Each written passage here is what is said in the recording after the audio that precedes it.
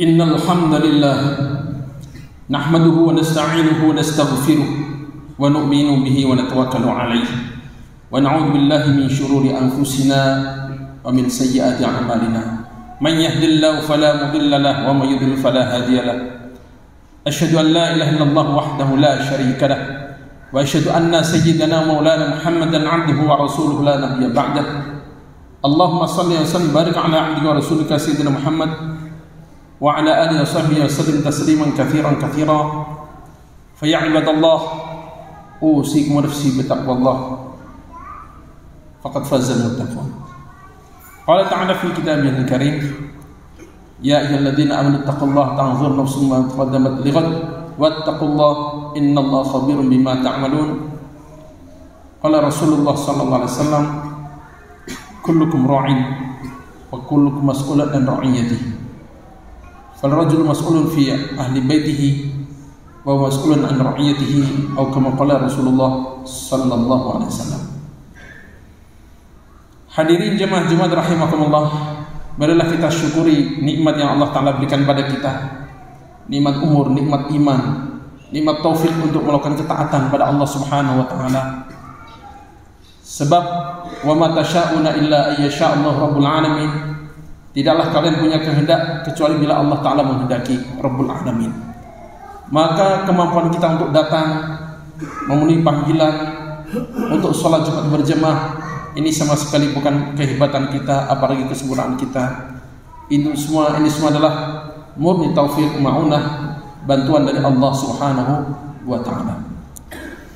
Hadirin jemaah Jumat rahimakumullah, satu revolusi penting yang dibawa oleh Rasulullah sallallahu alaihi wasallam dengan diutusnya beliau ke alam semesta ini, bukan hanya untuk manusia, rahmatan lil alamin, untuk alam semesta ini. Di antaranya adalah perbaikan hubungan kekeluargaan. Sebelum diutusnya Sayyidina Rasulullah sallallahu alaihi wasallam, bagaimana compang-campingnya, porak-porandanya hubungan dan pendidikan dalam keluarga. Bahkan di sebagian kabilah, kami tegaskan lagi, di sebagian kabilah, bukan di semua orang Arab, di sebagian kabilah ada tradisi menguburkan anak perempuan mereka hidup-hidup karena dianggap sebagai aib yang memalukan, karena tidak bisa diajak untuk berperang. Maka dengan datangnya Islam, semuanya berubah. Mereka yang dulu tega menguburkan anak perempuan mereka hidup-hidup, hanya membanggakan anak laki-laki mereka. Rasulullah SAW contohkan bagaimana kedekatan beliau dengan putra putri beliau, bahkan cucu beliau. Sehingga para sahabat menceritakan, karena dekatnya beliau dengan Sayyidah Fatimah radhiyallahu anha, setiap akan bepergian jauh, maka terakhir yang beliau pamit setelah pamit pada semua istri beliau, pamit pada Sayyidah Fatimah radhiyallahu anha. Dan begitu datang dari bepergian, setelah singgah di masjid, maka rumah yang pertama kali dikunjungi adalah rumah putrinya Sayyidah Fatimah radhiyallahu anha. Begitu dekatnya, sahabat menceritakan, kami melihat cara jalannya Sayyidah Fatimah tidak bergeser sedikit pun dari cara berjalannya Rasulullah sallallahu alaihi wasallam. Ini adalah isyarat bagaimana Rasulullah sallallahu alaihi wasallam di tengah kesibukan beliau mengemban tanggung jawab rahmatan lil alamin tadi, keluarga tetap tidak terabaikan. Waktu untuk anak tetap ada. Hadirin jemaah Jumat rahimakumullah, ini kami angkat dengan fenomena yang menyedihkan yang melanda negeri kita. Fenomena yang disebut fatherless, kurangnya atau renggangnya atau rasa hilangnya sosok ayah di tengah keluarga, yang bagi laki-laki maupun wanita, anak laki-laki maupun anak wanita, punya dampak-dampak yang tidak bisa dipandang sepele. Satu contoh kecil saja. Contoh lainnya bisa kita cari sendiri. Ini kejadian nyata kawan kami di Surabaya. Sebuah masjid mencoba menabur kepedulian pada anak-anak pang yang kehidupannya udah kita bisa tahu sendiri kayak apa mereka. Maka dikumpulkan, disiapkan tempat, kasih sabun, kasih baju dan sebagainya. Kemudian diberi nasihat sampai akhirnya disuruh pulang baik-baik. Yang menyedihkan pertama, hampir semuanya dari Bandung dan sekitarnya. Dan yang lebih menyedihkan, di antara mereka mengaku bahwa ayah mereka adalah ahli masjid. Maknanya ayah mereka bukan orang pang, bukan orang jalanan, ahli masjid juga. Tapi ternyata kesolehan pribadi kadang tidak berbanding lurus dengan kemampuan untuk mengemban tanggung jawab yang Allah Ta'ala berikan amanah anak. Allah Ta'ala ingatkan, ya ayyuhalladzina amanu qu anfusakum wa ahlikum nar. Wahai orang-orang beriman, jagalah diri kalian dan keluarga kalian dari neraka. Sayyidina Ali bin Abi Thalib radhiyallahu anhu memberikan tafsir ini, allimuhumul khair wa'muruhum bitta'atillah, atau kama qala Ali bin Abi Thalib radhiyallahu anhu. Ajarkan kebaikan pada mereka dan perintahkan untuk taat pada Allah Subhanahu wa ta'ala. Hadirin jamaah Jumat rahimakumullah. Dengan budaya patriarki yang tanpa sadar menancap dalam diri kita secara umum, seolah-olah seorang suami atau seorang ayah yang penting menyiapkan sandang, pangan, papan, selesai. Urusan rumah adalah teritorial wanita. Sementara dalam Al-Quranul Karim kita lihat panggilan ya bunayya, wahai anakku sayang, itu semua dalam Al-Quran munculnya dari laki-laki. Dari Nabi Yakub pada Nabi Yusuf putranya, ya bunayya la taqsus ru'yaka, wahai anakku sayang, jangan kau ceritakan mimpi. Nabi Yakub pada anaknya, wasa biha Ibrahim bin Yakub, ya bunayya. Belum lagi dalam surat Luqman 6 ayat Allah Ta'ala ceritakan bagaimana wa idh qala Luqmanu libnihi wa huwa ya'idhuhu ya bunayya, wahai anakku sayang, ya bunayya, wahai anakku sayang. Maknanya sosok seorang ayah bukan hanya penyedia sandang, pangan, papan, urusan rumah tangga, kewajiban istri, bukan. Satu ketika Sayyidina Umar radhiyallahu anhu didatangi oleh seorang warga Madinah yang akan mengadukan istrinya yang cerewet, bawel. Sampai di depan pintu Amirul Mukminin Umar bin Khattab radhiyallahu anhu, beliau mendengar Amirul Mukminin pun sedang dimarahi oleh istrinya. Maka beliau berpikir, yang akan saya aduin ini sama juga nasibnya dengan saya, batal, pulang. Di waktu lain beliau datang lagi, lalu mengadu, "Hai Amirul Mukminin, saya itu sempat datang ke rumahmu, ingin supaya engkau bertindak untuk istri saya yang marah-marah. Kau berikan nasihat pada dia. Terus ternyata nasibmu pun sama. Engkau dimarahi juga oleh istrimu. Tapi yang saya heran, kenapa engkau diam?" Nah, kenapa engkau diam? Umar bin Khattab radhiyallahu anhu Amirul Mukminin, seorang yang oleh Rasulullah diberitahukan setan pun takut padanya. Tidaklah satu gang akan dilewati oleh Amirul Mukminin bin Khattab, melainkan setan menyingkir dari gang itu. Tapi ternyata istrinya nggak takut, malah marahi Amirul Mukminin. Sehingga sahabat ini heran, kenapa kau diam saja?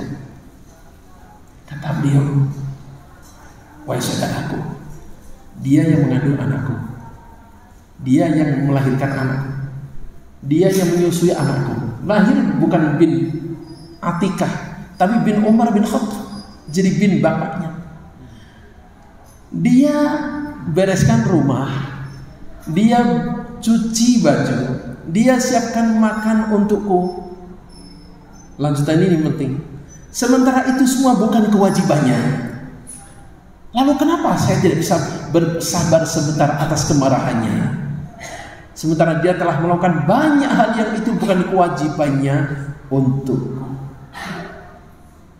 Supaya kita memahami kewajiban suami apa, kewajiban istri itu di mana. Hadirin jemaah Jumat rahimakumullah. Maka dalam Islam bagaimana Sayyidina Rasulullah SAW berikan petunjuk yang ringkas dan padat.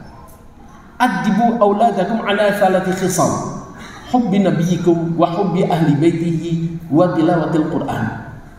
Ajari anak-anak kalian, ini perintah untuk bapak ini. Ajari anak-anak kalian adab dengan 3 cara. Apa itu? Hubbi nabiyikum, cinta nabi kalian. Wa hubbi ahli baitihi, cinta ahli bait nabi kalian. Wa tilawatil Quran, dan mengajar Al-Quran.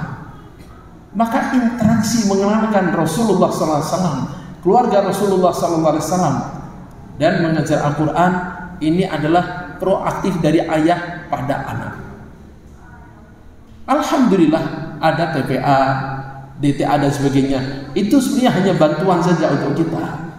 Yang asli itu kewajiban kita, kewajiban seorang ayah untuk mengenalkan siapa Rasulullah, siapa keluarga Rasulullah, siapa keturunannya, bagaimana perilakunya, sehingga anak punya idola namanya Rasulullah SAW, sehingga anak punya idola namanya Fatimah radhiyallahu anha, anak punya idola namanya Khadijah radhiyallahu anha, anak punya idola namanya Ali bin Abi Thalib radhiyallahu anhu, dan lain-lainnya. Siapa yang mengenalkan? Ayahnya. Hari ini betapa menyedihkannya, seorang ayah pulang karena merasa kerja capek, nggak ada lagi waktu untuk anak. Nggak usah bicara, dengar anaknya ngomong pun nggak punya waktu lagi. Anak pengen bercerita, pengen dimanja, pengen menceritakan pengalaman di sekolahnya. Nanti ke ibu saja, ayah capek, putus dah. Nggak ada harapan lagi. Sehingga anak kehilangan figur seorang ayah yang akan dia idolakan. Sementara tuntunan Islam tidak begitu.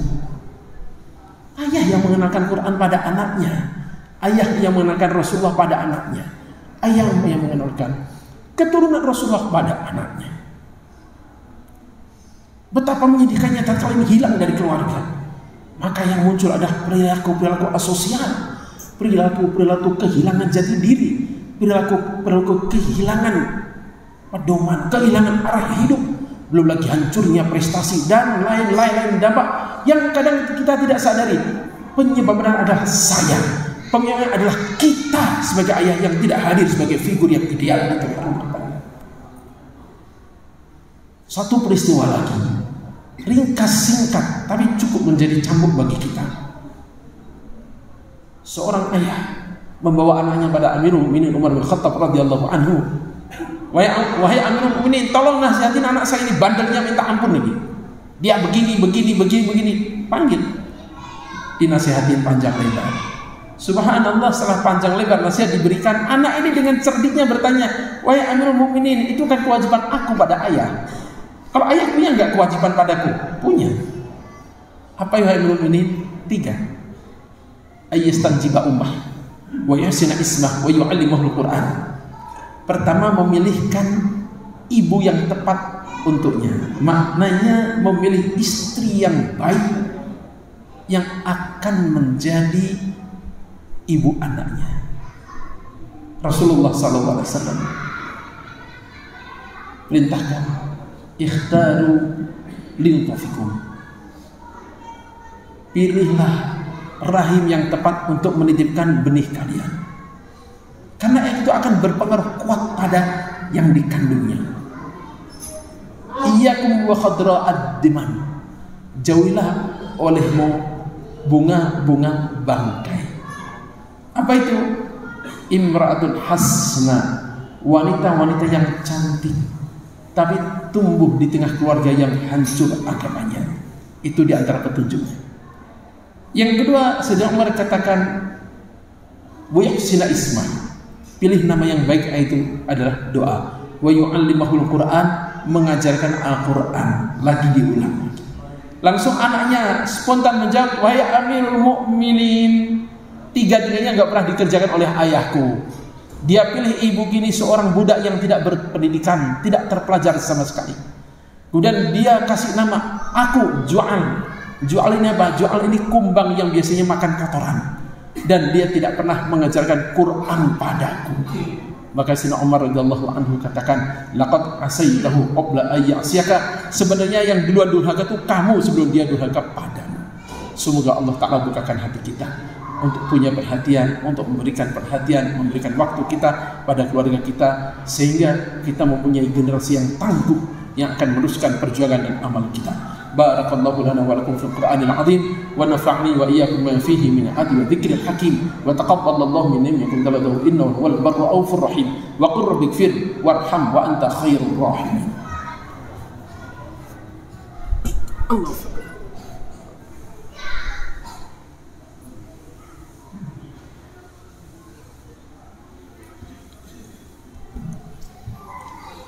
Hamdan liman arsala khairal mursalin li khairi ummatin bi khairil milal fa afdalus salati wassalam ala Muhammadin safwatil anami fa ya ibadallah usikum wa iyaya bi taqwallah faqad fazal muttaqun innallaha malaikatahu yusalluna 'alan nabi ya ayyuhalladzina amanu sallu 'alaihi wa sallimu taslima Allahumma shalli 'ala sayyidina Muhammad wa 'ala ali sayyidina Muhammad kama shallaita 'ala sayyidina Ibrahim wa 'ala ali sayyidina Ibrahim wa barik 'ala sayyidina Muhammad wa 'ala ali sayyidina Muhammad kama barakta 'ala sayyidina Ibrahim wa 'ala ali sayyidina Ibrahim fil 'alamin innaka Hamidum Majid amin ya rabbal alamin. Allahumma ighfir lil muslimina wal muslimat wal mu'minina wal mu'minat al ahya'i minhum wal amwat warfa'anhum darajat kafir anhum sayi'at. Allahumma alif baina qulubil muslimin Allahumma wahhid sufufahum wajma' kalimatul haqqi ya arhamar rahimin. Allahumma taqabbal minna siyamana wa salatana qiyamana khushu'ana khudu'ana khashu'ana tadarru'ana wa la tudil biha wujuhana ya ilahal alamin wa ya khairan nasirin bi rahmatika ya arhamar rahimin. Wa sallallahu ala khairi khalqi sayyidina Muhammad wa ala alihi washabbihi wasallam. Subhana rabbika rabbil izzati amma yasifun wa salamun ala al mursalin walhamdulillahi rabbil alamin. Ibadallah inna Allah ya'muru bil 'adli wal ihsan wa ita'i dzil qurba wa yanha 'anil fahsya'i wal munkari wal baghi ya'izukum la'allakum tadhakkarun wa la dzikrullahi akbar. Astaghfirullah li wa lakum.